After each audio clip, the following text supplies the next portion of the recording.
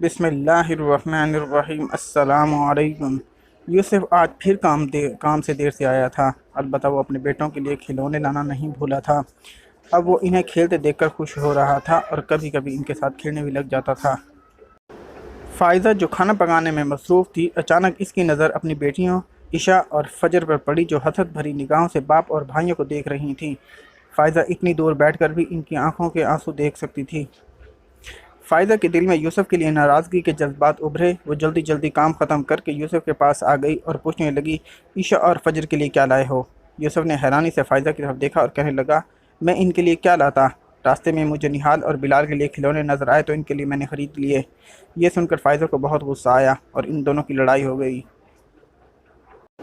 ہر دفعہ یوں ہی ہوتا تھا، یوسف نہال اور بلال کے لیے ضرور کچھ نہ کچھ لاتا، مگر بیٹیوں کے لیے شاذ و نادر ہی کبھی کوئی چیز لاتا۔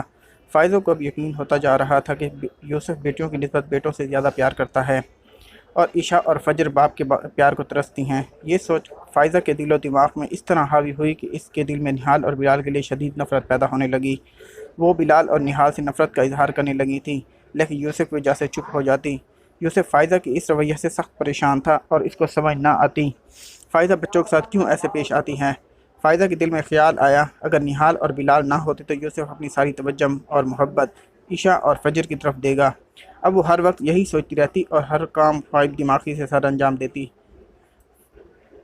فائزہ کی مسلسل غائب دماغی کی وجہ سے یوسف نے اس سے بات کی کہ ایسا کیا مسئلہ ہے جس کی وجہ سے وہ پریشان ہے۔ وہ ہر دفعہ بات ٹال دیتی۔ ایک دن یوسف کام سے گھر واپس آیا تو اسے گھر کی فضا میں عجیب وحشت محسوس ہوئی۔ اس کی دنیا الٹ چکی تھی۔ وہ صبح صحیح سلامت نہال کو چھوڑ کر گیا تھا اور اب ذہن میں مردہ حالت میں پڑا تھا۔ سب سے حیران کن بات یہ تھی کہ فائزہ کی آنکھوں میں غم کے بجائے ایک وحشت تھی۔ ابھی وہ اسی صدمے میں ہی تھا کہ چند مہینوں بعد یوسف کو اپنے 4 سالہ بیٹے بلال کی اچانک موت کی خبر ملی۔ یوسف کو یقین نہیں آ رہا تھا کہ اس کے دونوں بیٹے اس دنیا میں نہیں رہے۔ وہ ہر وقت اسی سوچ میں مبتلا رہتا کہ اس نے ایسا کیا کیا ہے جس کی اسے اتنی بڑی سزا ملی ہے۔ اسے کبھی کبھی اپنی بیوی پر شک ہوتا، شاید بیٹوں کی موت میں اس کا کوئی ہاتھ ہے، لیکن وہ سوچتا کہ کوئی ماں کبھی اپنے بچوں کو قتل نہیں کر سکتی۔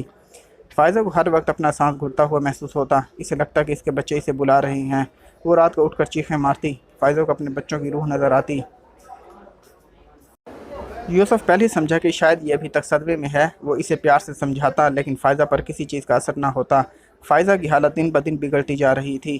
یوسف نے کافی علاج کروایا لیکن بے سود رہا۔ یوسف نے کچھ عرصے کے لیے گھر سے کہیں دور جانے کا پروگرام بنایا تاکہ فائزہ کو جلد از جلد اس صدمے سے باہر نکالا جا سکے، لیکن فائزہ کی صحت پر کوئی خاطر خواہ اثر نہ ہوا۔ ایک روز فائزہ گہری سوچوں میں گم تھی۔ یوسف کافی دیر سے اسے نارمل کرنے کی کوشش کر رہا تھا۔ اچانک وہ پوچھنے لگی، کیا تم اپنے بیٹوں سے بہت پیار کرتے تھے؟ ہاں، میں اپنے بچوں سے بہت پیار کرتا ہوں، مگر تم یہ کیوں پوچھ رہی ہو؟ اگر تمہیں پتہ چلے کہ تمہارے بچوں کو کسی نے قتل کیا ہے تو تم کیا کرو گے؟ میں ایک منٹ بھی نہیں سوچوں گا اور ویسے ہی اس کا قتل کروں گا جیسے اس نے میرے بچوں کا کیا۔ اس روز کے بعد فائزہ مزید ذہنی دباؤ کا شکار ہو گئی۔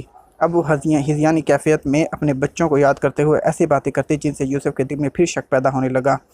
ایک دن یوسف معمول سے جلدی گھر آ گیا۔ فائزہ ایک اونچے ٹیلے پر بیٹھی ادھر ادھر دیکھ رہی تھی کہ اچانک اس کی نظر عشاء اور فجر پر پڑی، جو اپنے باپ کے ساتھ کھیلنے میں مصروف تھیں۔ یہ دیکھ کر فائزہ کو خوشی محسوس ہوئی، ساتھ ہی ساتھ اسے بیٹوں کی شدید کمی بھی محسوس ہوئی۔ اسے ہر جگہ نہال اور بلال کی آوازیں اور شورے نظر آنے لگے۔ اسے اپنا دماغ پھٹتا ہوا محسوس ہوا۔ اس کا سانس بند ہونے لگا۔ یوسف کی نظر اچانک فائزہ پر پڑی۔ اس کی بگڑتی حالت دیکھ کر یوسف اس کی طرف لپکا، لیکن فائزہ کے الفاظ نے اس کے قدم جما دیا۔ میں نے اپنے بچوں کو مار ڈالا، قتل کر دیا میں نے اپنے بیٹوں کو۔ یوسف نے نفرت بھری نگاہ فائزہ پر ڈالی اور پوچھا، تم یہ سب کیسے کر سکتی ہو؟ تم نے اپنے ہاتھوں سے ہی اپنے بچوں کو مار دیا۔ تم کیسی ماں ہو؟ تم تو ماں کہلانے کے بھی لائق نہیں ہو۔ کوئی ماں اس حد تک ظالم نہیں ہو سکتی۔ تم نے ایسا کیوں کیا؟